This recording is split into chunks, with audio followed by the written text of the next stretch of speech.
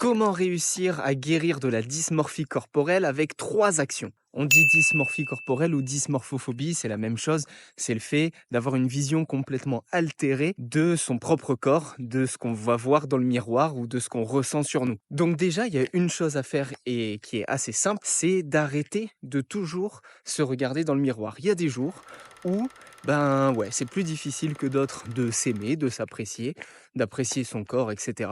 Donc, des fois, c'est bien de pas forcer et d'arrêter de se scruter dans le miroir.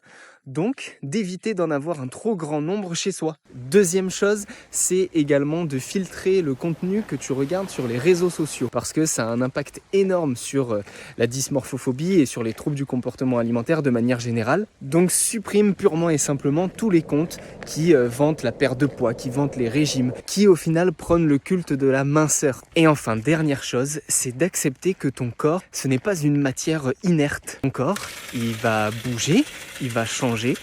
Comme ton poids, ça va fluctuer et tu peux commencer la journée avec un corps qui ressemble à X et le terminer avec un corps qui ressemble à Y. Parce que peut-être que tu vas faire du sport, peut-être que tu vas manger tout simplement et que ça va faire des choses qui fait que ton corps va changer aussi visuellement, ou alors que tu ne vas pas ou pas assez manger. Donc tout ça, faut l'accepter et des fois ça fout la mort quand tu manges un petit truc et que tu as le ventre qui gonfle direct. Mais dans ton corps, il se passe plein de choses et surtout pendant la digestion ou après une séance de sport par exemple. Donc c'est normal. Ton corps ne doit pas ressembler à la fit girl ultra mince que tu as vue ce matin.